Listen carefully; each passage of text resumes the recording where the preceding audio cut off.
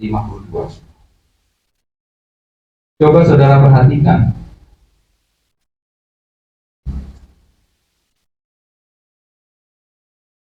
di akhir cerita di Markus 10 itu adalah tentang Yesus menyembuhkan orang yang buta. Di sini namanya Bartimeus. Kita naik sedikit di Markus 10 ayat 45, ada tentang Mesias harus mati. Kita naik, ada cerita tentang permintaan Yakobus dan Yohanes ketika Yesus nanti dimuliakan.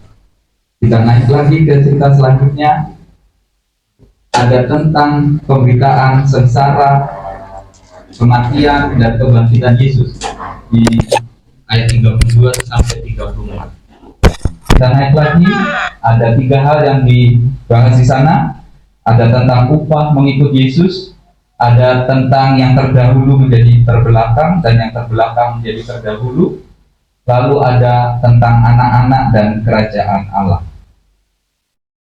Lalu sampailah pada pelajaran pertama kita di buku Sekolah Sahabat, itu tentang pengajaran Mesias, tentang perceraian.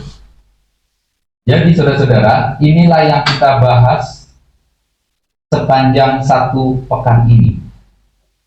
Tetapi kalau saudara mengikuti dengan baik pelajaran demi pelajaran pekan yang lalu, saudara akan menemukan hal yang menakjubkan.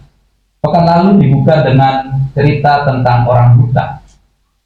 Lalu diikuti dengan pernyataan Yesus bahwa ia harus mengalami sengsara, kematian, dan kebangkitan. Kalau saudara ingat, itu ketika Petrus dimarahi Yesus, pergilah engkau setan, pergilah engkau iblis. Setelah pemberitaan tentang sengsara, kematian, dan kebangkitan Mesias, kisahnya tentang Yesus dimuliakan di atas gunung, di mana ada Elia dan Musa. Itu di Markus 9 ayat 1 sampai 13. Setelah peristiwa itu kita temukan ada Yesus menyembuhkan anak yang epilepsi, sambil ia mengabarkan bahwa ada sengsara, kematian, dan kebangkitan Mesias. Setelah itu kita masuk tentang upah mengikut Yesus, berbicara tentang anak-anak dan Yesus, juga berbicara tentang terdahulu dan terbelakang. Lalu pelajaran sahabat lalu ditutup dengan pengajaran Yesus tentang hal penyesatan. Saudara, kalau kita perhatikan, Markus sengaja menyusun cerita ini sehingga membentuk kiasma. Cerita yang di atas sama dengan cerita yang di bawah, cerita kedua sama dengan cerita kedua dari bawah, cerita ketiga sama dengan cerita ketiga dari bawah, sampai pusatnya ada di tengah. Markus sengaja menyusun kisah-kisah ini untuk membentuk sebuah kiasma. Kita tidak akan membahas semuanya, tapi saya ingin berpusat pada satu cerita, yaitu di Markus 10 ayat 35 sampai 44 tentang permintaan Yakobus dan Yohanes. Kisah ini sangat khas sehingga melekat di ingatan kita. Mengapa? Karena ayat ini. Yesus berkata, anak manusia juga datang bukan untuk dilayani, melainkan untuk melayani. Semua orang Kristen pasti pernah mendengar ayat ini. Semua orang Kristen mengakui mereka harus menghidupi perkataan Yesus ini. Kita datang di dunia ini bukan untuk dilayani, melainkan untuk melayani. Mungkin bagi saudara ini sekedar ajaran Yesus. Ini sekedar ajaran rohani, ajaran agama. Tetapi saya mau bersaksi sedikit, ayat ini membayang-bayangi hidup saya sampai hari ini. Kenapa?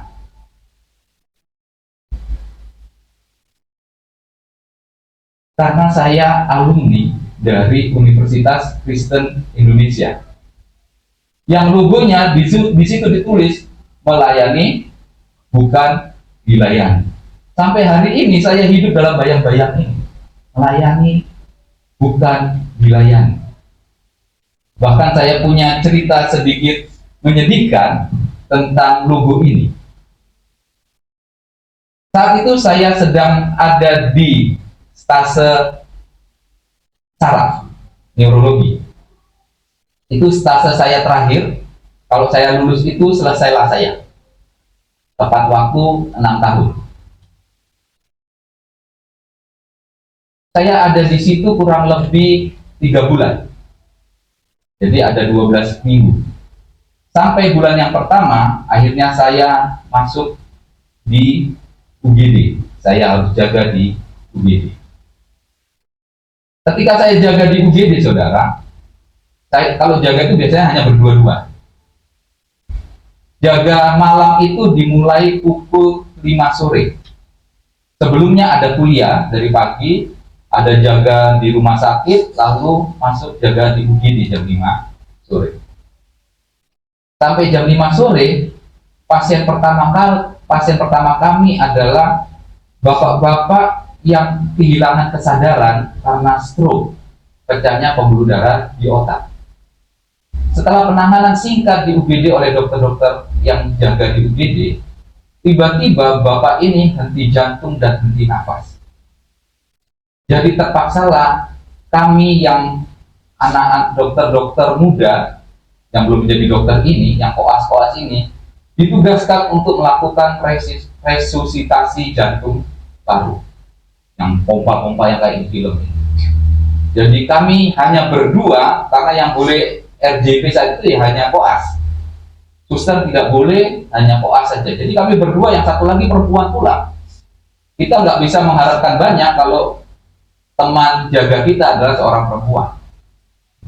Jadi terpaksalah lebih banyak saya yang memompa, dia yang memberikan nafas buatan pakai alat. RJP itu dari jam 5 sore sampai jam 7 karena harus menunggu ICU disiapkan. Selesai pasiennya masuk di ICU, baru kita keluar dari UGD, tiba-tiba ada sirine berbunyi. Katanya ada kode biru. Kode biru itu artinya ada pasien di ruang rawat inap yang henti jantung, henti pernapasan. Kebetulan yang henti jantung dan henti pernapasan ini adalah pasien saraf. Kami lagi berdua masuk lagi ke ruang perawatan, RJP lagi sambil menunggu ICU disiapkan. Itu 2 jam 3 jam. Balik lagi kami masuk ke UGD. Di UGD kami terima pasien yang sama lagi. Kurang lebih ada 7 pasien hari itu, dan itu menjadi rekor sampai hari itu. Ada 7 pasien yang harus kami RJP, dan semua itu adalah pasien saraf. Kami baru selesai jaga itu jam 8 pagi. Harusnya jam 6 itu kami sudah lepas dinas, kami bisa siap-siap untuk kuliah. Jadi jam 8 pagi kami baru selesai, tidak sempat mandi, tidak sempat apa-apa, kami ikut perkuliahan. Sampai pukul kurang lebih jam 12, jam 1. Setelah itu kami ditugaskan di rumah sakit, di masing-masing bagian. Saya kebetulan dapat di poli. Di poli ini paling enak, saudara, karena nggak ada kegiatan. Biasanya dokternya sudah pulang jam 1 karena polinya pagi. Jadi kami bisa istirahat yang di UGD. Tetapi ada satu tugas koas yang di poli untuk membagikan berkas-berkas pasien ke masing-masing ruangan. Dan saya yang mengantarkan berkas. Masuklah saya ke ICU. Ketemu perawat di sana. Perawatnya berkata demikian, "Dokter, tolonglah Dek jaga di sini. Yang jaga di sini saraf nggak ada orangnya." Ternyata yang senior saya yang ada di situ hilang tak kemana. Karena kita sudah didoktrin dari semester 1 melayani bukan untuk dilayani, terpaksalah saya menunggu di sana. Saya berharap sekali senior saya datang segera. Saya duduk sana mau tidak mau, karena sebentar lagi dokternya akan visit. Saya jaga-jaga, saya harus baca-baca status pasien supaya saya bisa presentasi setidaknya. Ada 5-6 orang pasien di situ, termasuk pasien yang tadi malam. Saya coba baca statusnya, apa yang sudah dilakukan. Tiba-tiba saya tertidur. Tidur di meja suster. Karena saya ngantuk sekali dari waktu itu. Tiba-tiba terdengar suara ribut dan saya melek. Di depan saya wajah dokter yang fisik. Dia bilang, oh begini ya koas-koas zaman sekarang. Pasiennya tidur, koasnya juga tidur katanya. Dan saya lihat di sebelah dokter itu adalah senior saya yang harusnya jaga di ICU. Tapi dia tidak ngaku kalau dia yang jaga di ICU. Jadi semua orang menganggap saya yang jaga di. Akhirnya, walaupun itu baru 1 bulan, saya berada di saraf, nasib saya sudah ditentukan. Saya pasti tidak akan lulus karena ketahuan tidur saat jaga. Maka saya terlambatlah 6 bulan. Gara-gara melayani bukan dilayani. Sampai saat ini, sebelum saya mempelajari pelajaran sekolah sahabat ini, ide saya tentang melayani bukan dilayani, ya melayani. Seperti itu. Bukan dilayani, bukan sebagai bos, saya harus sebagai hamba. Tetapi mari kita lihat pelajaran ini, karena seringkali kita salah mengartikan arti melayani bukan dilayani. Baik, mari kita lihat, kita buka Alkitab kita, Markus 10 ayat 37. Lupakan dulu tentang saraf-saraf tadi, karena nggak penting juga. Ada yang boleh baca Markus 10 ayat 37? Kata mereka, akan hidup dalam kemuliaan-Mu kelak, dan seorang lagi di sebelah kananmu, dan yang seorang di sebelah kirimu. Ini permintaan Yakobus dan Yohanes. Minta kepada Yesus, Yesus, nanti kalau engkau sudah dimuliakan, boleh dong saya dan saudara saya, Yohanes dan Yakobus ini bersaudara, duduk di sebelah kanan dan di sebelah kiri engkau. Tahukah saudara, sebelum permintaan ini disampaikan oleh Yakobus dan Yohanes, mereka semua mendapat janji Yesus. Coba kita pergi ke ayat sebelumnya, ayat 28 dan 30. Mungkin Bu Indra, ayat 28 dulu Bu Indra, lalu dijawab oleh Yesus ayat 30.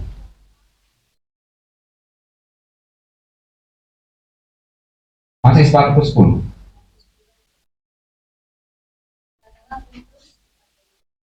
Kami ini telah meninggalkan dan mengikut Engkau. Ayat 30. Orang itu sekarang dan masa ini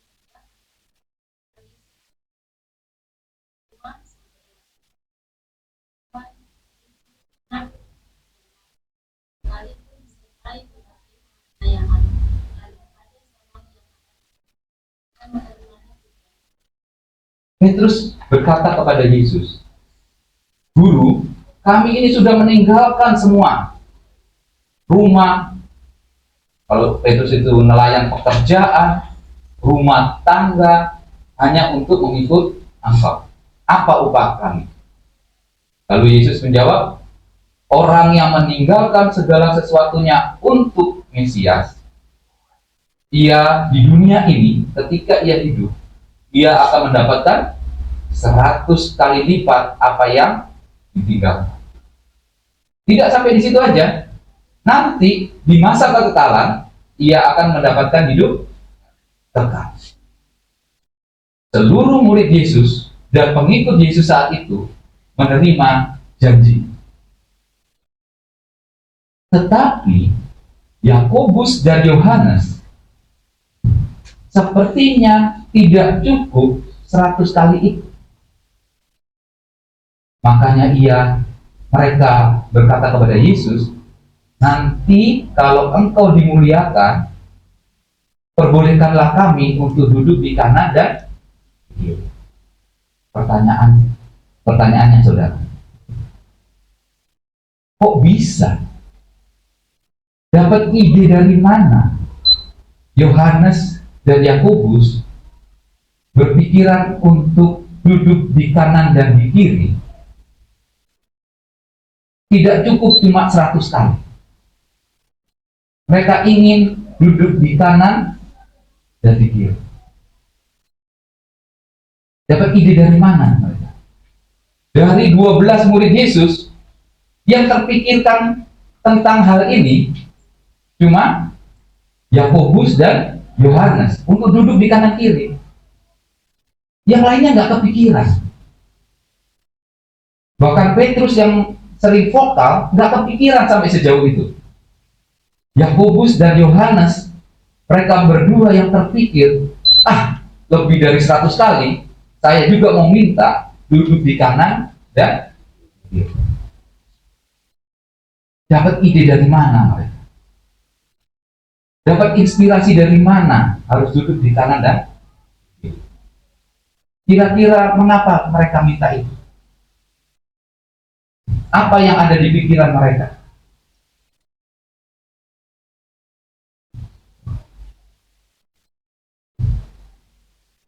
Seringkali kita merasa, mereka ini maruk nih, mau berpuasa. Karena di ayat selanjutnya, di ayat 41, mendengar itu ke-10 murid yang lain menjadi marah kepada Yakobus dan Yohanes. Kenapa mereka marah? Yang minta Yakobus Yohanes, kenapa mereka yang marah? Karena mereka juga mau duduk di kanan dan di kiri. Gak cuma mereka berdua, mereka juga mau. Mereka sama-sama meninggalkan segala sesuatu hanya untuk mengikut Yesus. Mereka juga mau duduk di kanan dan kiri. Hanya mereka ketinggalan kereta. Yohanes dan Yakobus duluan yang bicara. Saudara, kalau ide ini, Yohanes dan Yakobus ini ingin duduk di kanan dan kiri hanya masalah kekuasaan dengan motif yang salah, Yesus pasti menghardik mereka. Masih ingat Petrus dihardik oleh Yesus di pelajaran yang kemarin? Ketika Yesus mengatakan, Mesias itu harus sengsara, mati, dan dibangkitkan. Petrus marah, ditarik Yesus. Gak boleh begitu Yesus, gak boleh begitu Guru. Lalu apa kata Yesus? Hanyalah engkau iblis. Karena yang kau pikirkan itu bukan pemikiran dari Tuhan, tapi pemikiran manusia. Yohanes dan Yakobus meminta kepada Yesus untuk duduk di kanan dan di kiri. Saudara yang sudah membaca cerita ini, apakah jawaban Yesus? Apakah Yesus marah? Apakah Yesus menolak? Apakah Yesus menerima? Coba kita baca ayat yang ke-40. Buri 10 ayat 40. Tetapi hal duduk di sebelah kananku atau di sebelah kiriku, aku tidak berhak memberikannya. Itu akan diberikan kepada orang-orang bagi siapa yang telah disediakan.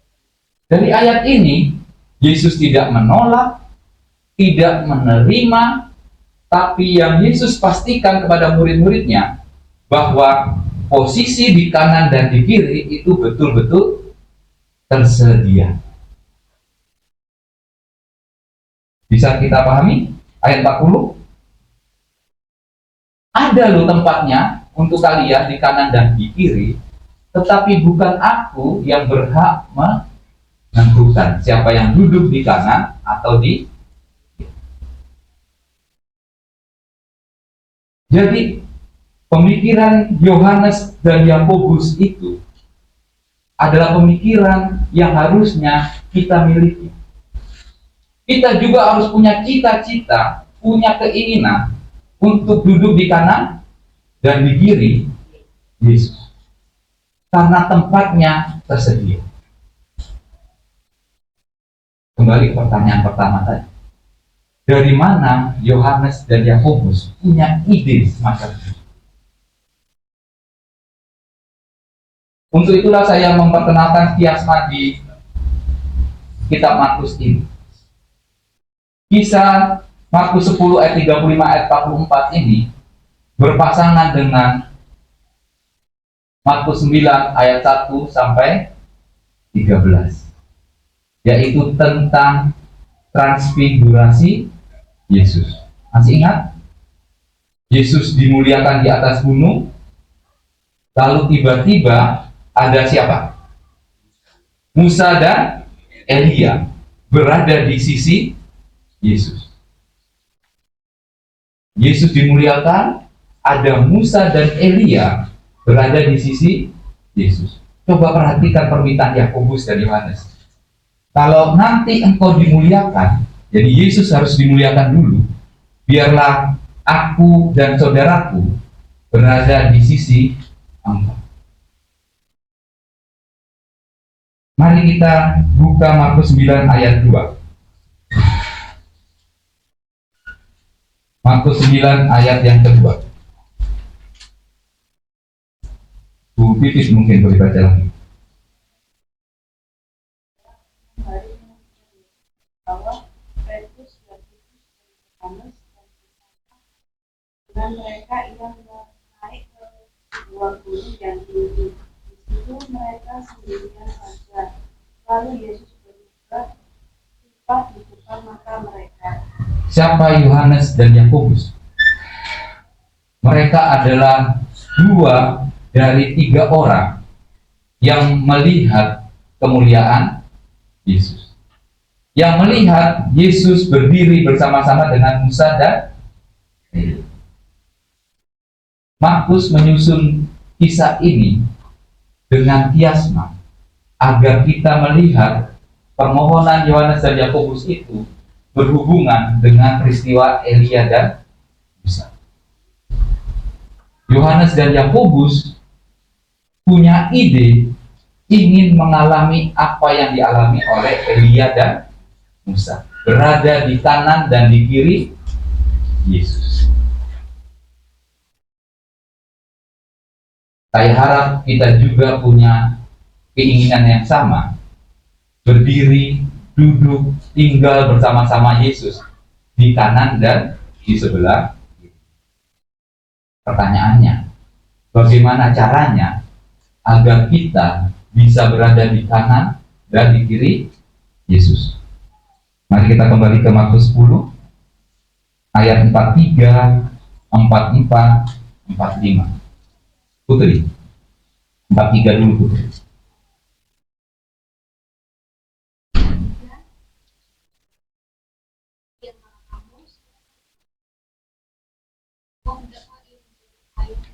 Bagaimana supaya kita bisa di kanan kiri Yesus? Kita harus menjadi pelayan. 44, Yosi. 10 ayat 44. Siapa saja yang ingin menjadi pertama di antara kamu hendaknya menjadi hamba untuk semua. Bagaimana supaya bisa di kanan kiri Yesus? Kita harus menjadi hamba. 45, saudara Tito. Karena anak manusia juga datang bukan untuk dilayani, melainkan untuk melayani dan untuk memberikan nyawanya menjadi tebusan bagi banyak orang. Bagaimana caranya supaya bisa di kanan kiri Yesus? Melayani bukan dilayani. 3 ayat ini penekanannya sama bukan? Pelayan, hamba, melayani bukan dilayani. Itulah cara agar kita semua ada di kanan kiri Yesus dalam kemuliaan Yesus. Seringkali kita cuma sampai di sini. Oh, kita harus saling melayani, harus jadi hamba, harus jadi pelayan. Bagaimana jadi pelayan? Bagaimana jadi hamba Yesus? Gimana hidup kita? Bagaimana hidup melayani, tidak dilayani? Saya melayani, tidak dilayani, mundur kelulusan saya gara-gara ketiduran. Oh ya, melayanilah. Seperti hamba lah hidupnya. Berarti pelayan-pelayan restoran itu ya saudara, nanti mereka lah yang duduk di kanan kiri Yesus. Itu kira-kira? Hiduplah melayani. Yang hidup melayani itu kayak perawat. Itu perawat melayani. Polisi melayani. Anggota DPR itu melayani masyarakat. Presiden melayani masyarakat. Apa kira-kira mereka-mereka itu ada di kanan kiri Yesus? Pendeta juga melayani, bukan dilayani. Apakah nanti yang di kanan kiri Yesus itu semua pendeta?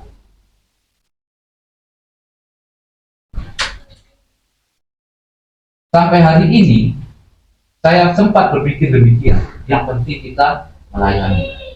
Nanti kalau kita antri di bawah, antri potluck, ayo duluan pak. Supaya apa? Supaya di kanan kiri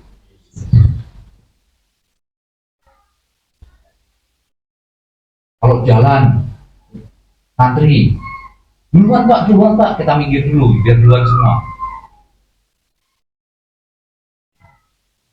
Untuk menjawab ini, pertanyaannya adalah, karena ada tempat di sebelah kanan dan kiri Yesus,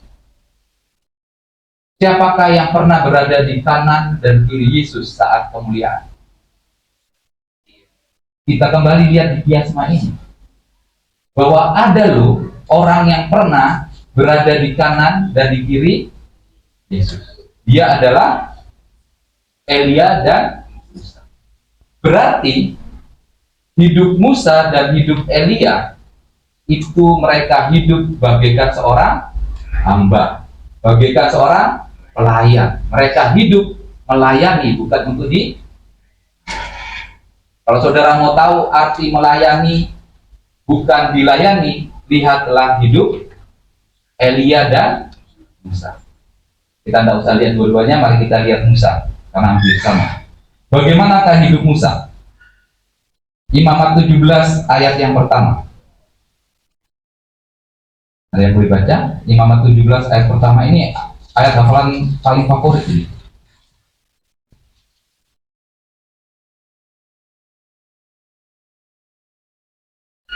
Tahu kenapa ini favorit ayat hafalannya? Yusi. Imamat 17 ayat 1. Imamat 17 ayat 1, Tuhan berfirman kepada Musa. Sudah. Kalau mau ayat hafalan itu Yus. Jadi di acara PA itu aja, Imamat 17 ayat 1. Catat dulu. Imamat 17 ayat 1. Tuhan berfirman kepada Musa. Tahu tidak saudara? Kata-kata ini bukan hanya muncul di 17 ayat 1 buku Imamat. Itu muncul 157 kali. Jadi kalau kalian hafal bisa hafal 157 ayat. 157 kali muncul di kitab Keluaran sampai kitab Ulangan. Tuhan berfirman kepada Musa. Coba lihat aja 15 ayat 1, 17 ayat 1, mungkin 19 ayat 1 juga. Iya, 19 ayat 1, Tuhan berfirman kepada Musa. Tuhan berfirman kepada Musa. 157 kali. Jadi kalau ikut PA jangan khawatir, stok ayat hafalan banyak. 17, 19, 18 mungkin saudara boleh lihat ada 157 ayat. Apa artinya? Apa artinya? Artinya hidup Musa, seluruh hidup Musa berisi dengan Tuhan berfirman kepada Musa. Kalau Tuhan berfirman, Musanya ngapain? Mendengar. Seluruh hidup Musa isinya adalah mendengarkan kehendak Tuhan. Bagaimana respon Musa? Hanya dengar. Keluaran 7 ayat yang ke-6. Buri. Keluaran 7 ayat ke-6. Demikianlah diperbuat Musa dan Harun seperti yang diperintahkan Tuhan kepada mereka, demikianlah diperbuat mereka. Apa yang dilakukan Musa? Ia melakukan seperti yang diperintahkan oleh Tuhan. Perhatikan kata-katanya saudara. Ini kata-katanya berlebihan. Demikianlah diperbuat Musa dan Harun. Sampai titik. Lalu diulangi lagi. Demikianlah diperbuat oleh. Dua kali ditulis. Kalimat yang sia-sia kalau dari sisi redaksi. Tetapi bagi Alkitab ini menunjukkan bahwa yang mereka lakukan itu benar-benar tepat seperti yang Tuhan perintah. Inilah hidup Musa. Kalau saudara lihat kisah Elia, sama seperti itu juga. Elia disuruh ke sana, pergilah Elia ke sana. Elia suruh berkata demikian, berkatalah Elia demikian. Jadi, kalau saudara mau tahu apa itu melayani bukan dilayani, lihatlah hidup Musa dan Elia yang isinya adalah penuh dengan mendengarkan kehendak Tuhan dan melakukan segala kehendak Tuhan secara tepat. Itulah artinya hidup sebagai hamba, itulah artinya hidup sebagai pelayan, itulah artinya melayani bukan dilayani. Karena kita adalah hamba-hamba Tuhan. Tapi kita tahu bersama-sama Musa dan Elia itu juga manusia biasa. Mereka bukan Superman. Mereka manusia biasa. Mereka juga pernah gagal menurut kepada Tuhan. Masih ingat kegagalan? Tapi Tuhan suruh dia pergi ambil lagi. Jangan cerai. Itulah seharusnya kasih di dalam keluarga. Tidak ada cerita cerai di dalam Alkitab. Itu hanya keinginan daging dari manusia. Ya, jadi mau tidak mau harus terima. Kalau sudah sudah disahkan, itu pilihan. Jadi tidak bisa kamu bilang, oh saya mau cerai. Itu tidak boleh. Tidak boleh ada kata penyesalan. Saya menyesal menikah dengan kamu. Itu tidak boleh. Kenapa? Itu bisa memicu perceraian. Itu saya kira. Terima kasih. Ini saya ingin menggarisbawahi pernyataan Pak Pendeta. Apa yang dilakukan oleh seorang raja, begitu juga rakyatnya. Kalau saudara percaya cerai itu boleh, saudara sedang mengakui Tuhan itu suka cerai. Karena hubungan kita dengan Tuhan itu bagaikan suami dan istri. Bayangkan kalau Tuhan menceraikan saya dan saudara. Akhirnya cuma satu, kebinasaan. Tetapi seberapapun jahatnya kita hidup, Tuhan itu tunggu dan terus tunggu kita. Sampai akhir hidup kita, Tuhan terus menunggu. Tuhan tidak pernah menceraikan. Bangsa Israel pernah dibuang, tetapi mereka dipanggil. Jadi kalau kita setuju, wah boleh cerai, kita sedang menggambarkan siapa Tuhan kita. Jangan-jangan Tuhan yang di Alkitab ini bukan Tuhan. Karena Tuhan di Alkitab tidak pernah menceraikan umatnya. Walaupun begitu jahatnya umat. Kehidupan Hosea dengan istrinya, itulah gambaran kehidupan Tuhan dengan umat. Begitu Pak Iman. Ada lagi pertanyaan? Jelas. Untuk anak-anak muda jadi buka mata lebar-lebar. Kalau sudah kawin tutup mata rapat-rapat. Kutipan dari pendeta Baitan. Catat tanggalnya hari ini. Ada lagi pertanyaan sebelum? Oh iya, Huri. Isi paling senior. Saya izin bertanya, dokter, terkait dengan melayani dan dilayani. Tadi saya baca sangat tertarik sekali karena saya mengingat cerita Tuhan Yesus ketika Tuhan Yesus ke rumah Marta. Di situ Marta dan Maria, ketika Tuhan Yesus hadir ke sana, Maria mencari bagian yang terbaik, sedangkan Marta ini sibuk dengan urusannya sendiri. Lalu ketika itu Marta meminta kepada Tuhan, Tuhan, suruhlah si Marta itu membantu saya untuk menyiapkan apa yang perlu untuk saya siapkan kepada Tuhan. Nah, yang menjadi pertanyaan saya, bagaimanakah konsep kita sebagai umat Tuhan, bagaimana kita bisa menempatkan diri kita untuk melayani Tuhan itu yang seperti apa?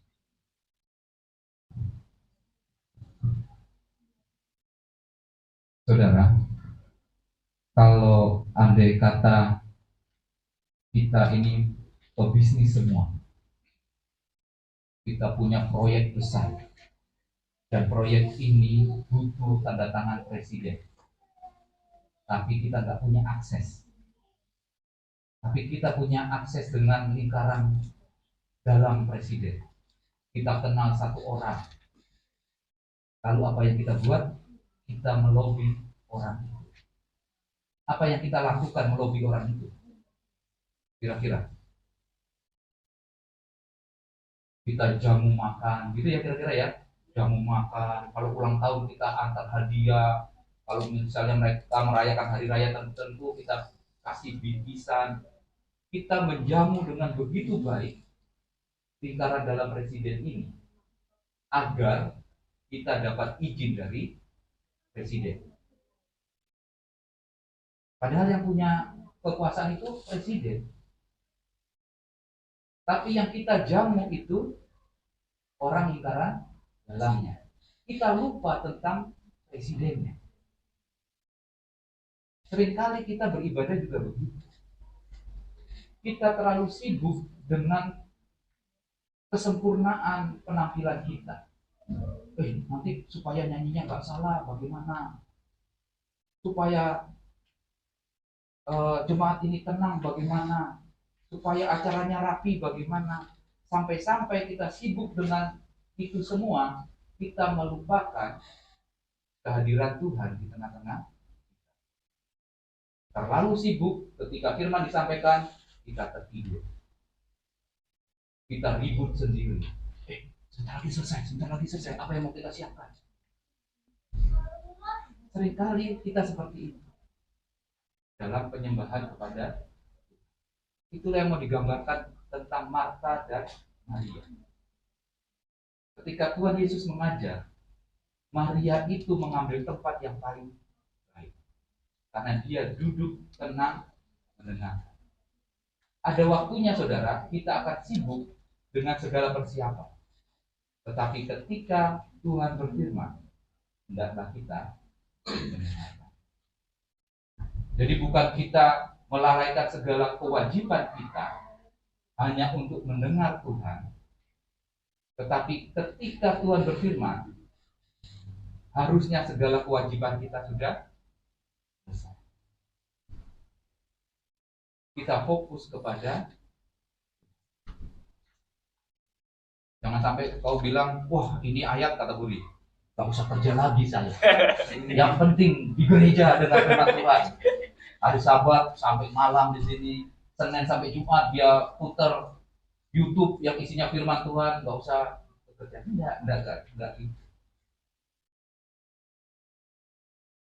Maksudnya adalah ada waktunya kita duduk diam mendengarkan itu ketika Tuhan berfirman, tetapi ada waktunya kita bekerja untuk mungkin itu. Pak Pendeta silakan.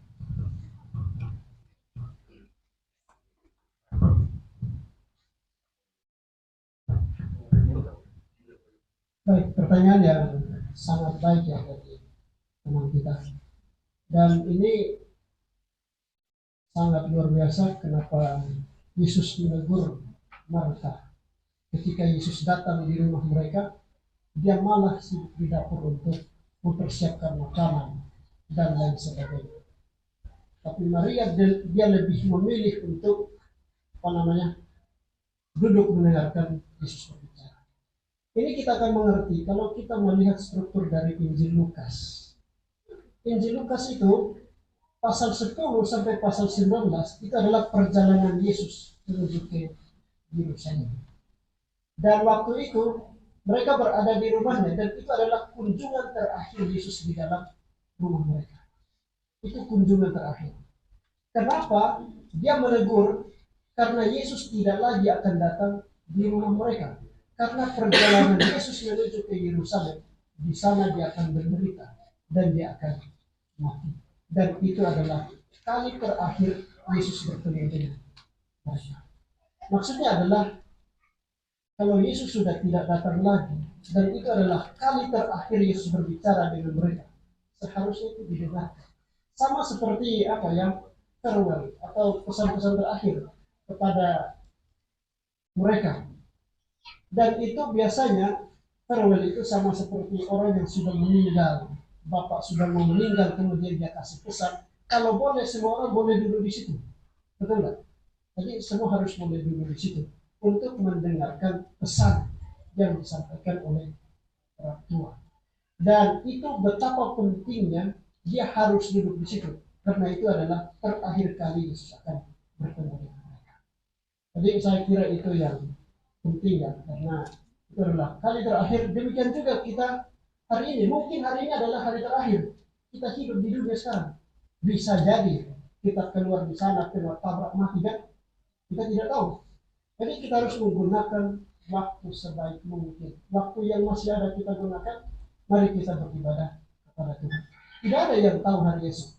Kita tidak tahu Yesus datang kapan kan? Jadi kapan saja kita harus siap sedia. Hari ini mungkin adalah hari terakhir untuk kita. Terima kasih.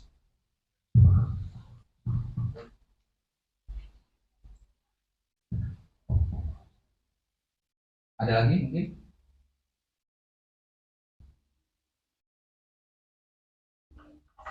Sudah, Bu? Belum, kau nanti turun ke rumah Pak Pendeta. Pendalaman Alkitab. Kamar sudah dibersihkan dulu. Bisa renungan terus kalau situ. Mungkin ada lagi sebelum saya serahkan kepada Jada. Marilah kita menjadi umat Tuhan yang setia untuk mengikuti kehendak Tuhan. Kalaupun kita jatuh, jangan putus asa. Kita datang bertobat dan kembali kepada Tuhan. Tuhan punya tangan yang begitu luas untuk kita kembali. Karena kerinduan Tuhan cuma satu, tinggal bersama-sama dengan kita dalam waktu Allah. Kiranya Tuhan memberkati. Amin.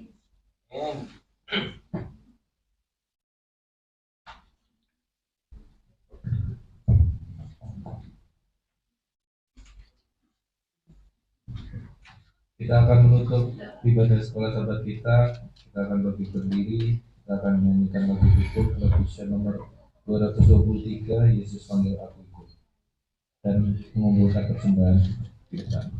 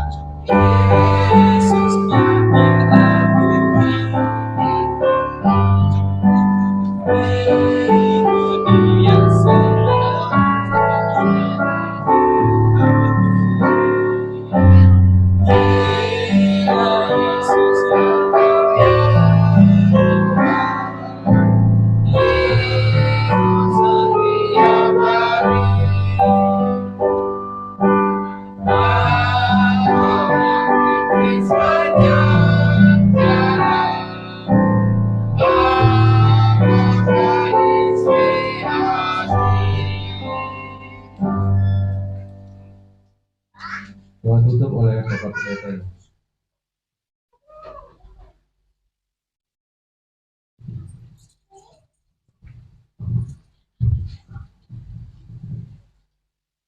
Kita berdoa. Bapa di surga, Bapa yang penuh kasih, kami bersyukur atas berkat-Mu bagi masing-masing kami boleh berkesempatan untuk belajar firman-Mu melalui pelajaran sekolah sahabat yang sudah disampaikan oleh Dr. Koko. Terima kasih pelajaran yang begitu baik, kami bisa dengarkan bersama-sama, disampaikan dengan begitu baik dan luar biasa. Biarlah Tuhan akan memberkati hamba Tuhan ini, supaya dia boleh tetap setia dalam pelayanan, dan melalui pelayanannya kami semua boleh dapat persiapkan untuk kerajaan surga. Bapa di surga, kami akan melangkah ke ibadah selanjutnya, memberkati supaya boleh berjalan sesuai dengan kehendak Tuhan. Inilah doa kami, dalam nama Yesus kami berdoa. Amin. Ibadah sekolah sahabat kita sudah selesai. Selanjutnya kita akan mendengarkan pengumuman jemaat yang akan dibawakan oleh Saudara Naruto.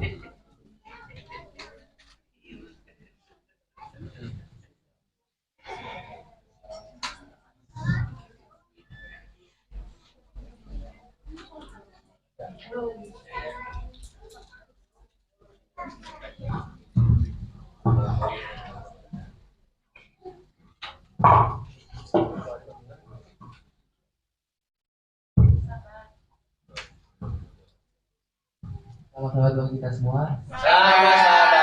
Mungkin sebelum memulai kita doa saling bersama. Sama.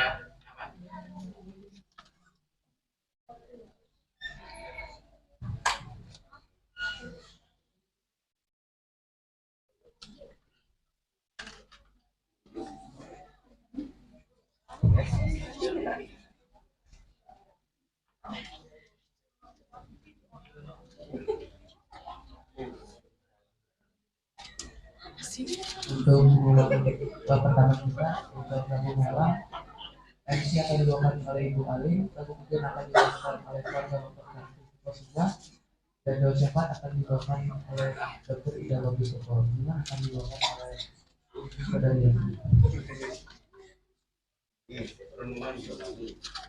Untuk ibadah Sabat tanggal 21 Agustus 2024, kita akan dilayani oleh Jemaat Tanjung Anom. Untuk ibadah sholat Sabat akan dilayani oleh Jemaat Tanjung Anom.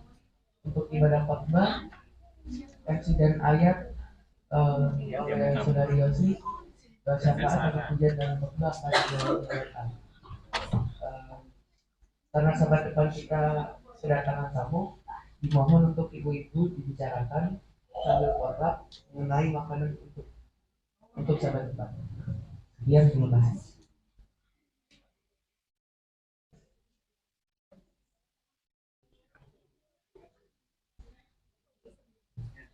Selamat sahabat. Selamat sahabat. Sahabat ini adalah sahabat perpuluhan bagi Jemaat Sukorejo. Kita akan mengikuti bacaan persepuluhan yang akan dibacakan oleh Saudari Dayu Purnaminisi, lalu doa persepuluhan oleh Bapak Pendeta Medan.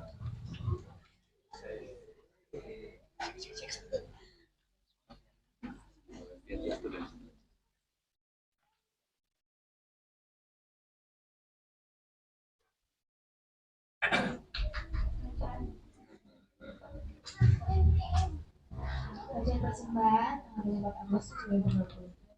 Sebelumnya saya mau mengunjungi diakon untuk maju ke depan.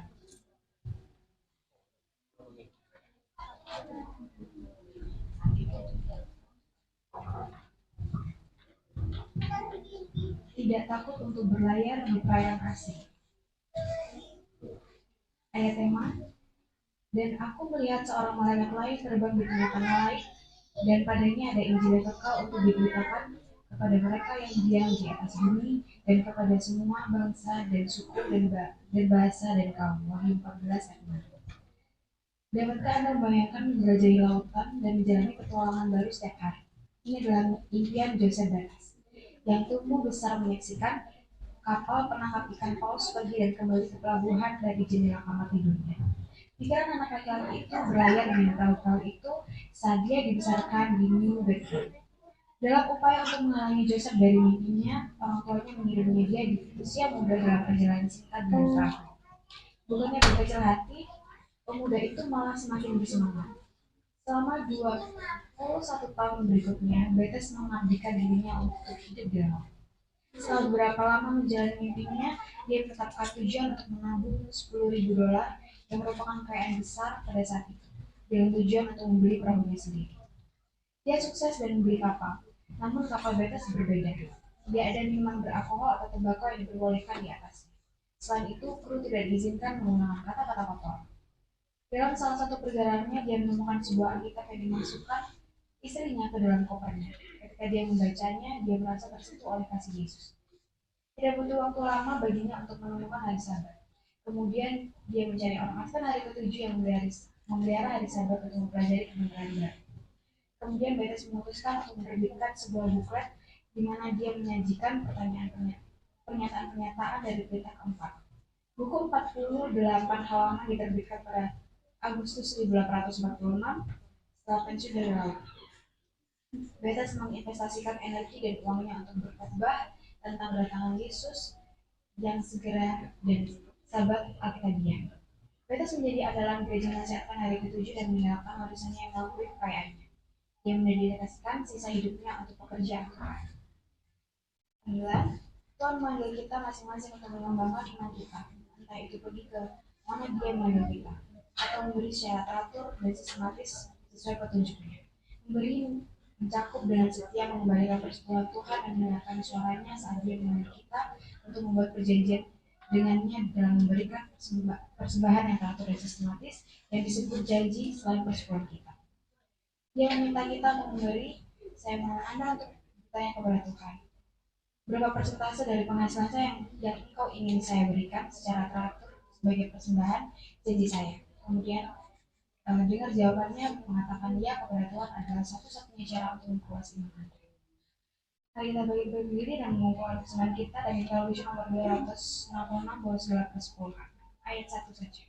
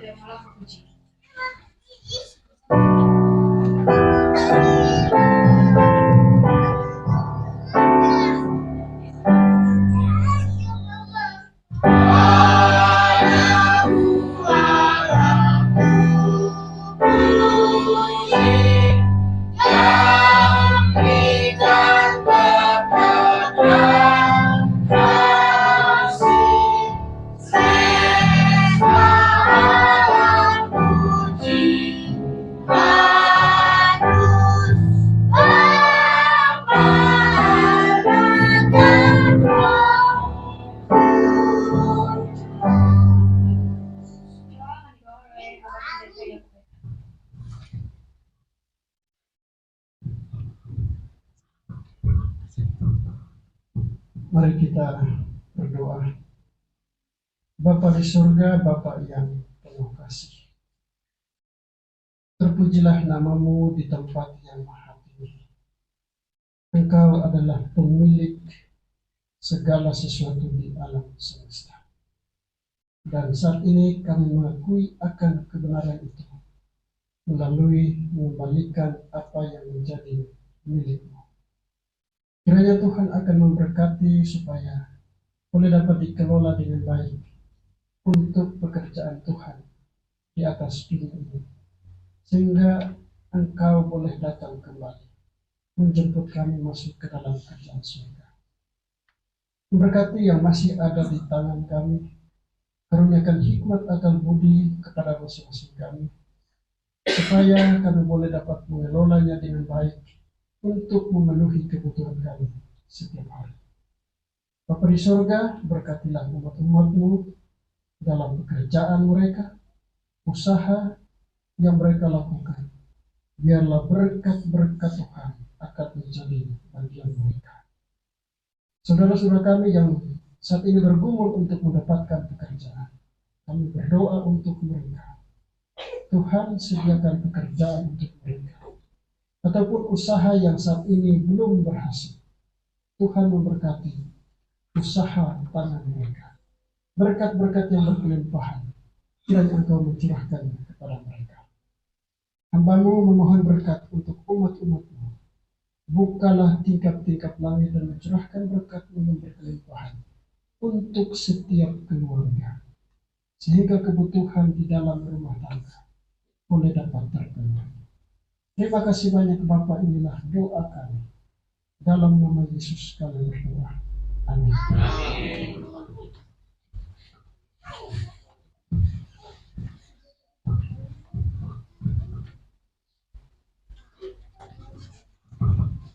Baik, bagi yang melayani boleh masuk ke ruang persiapan, Bapak Iman, Bu Indra, dan Bapak Abdullah.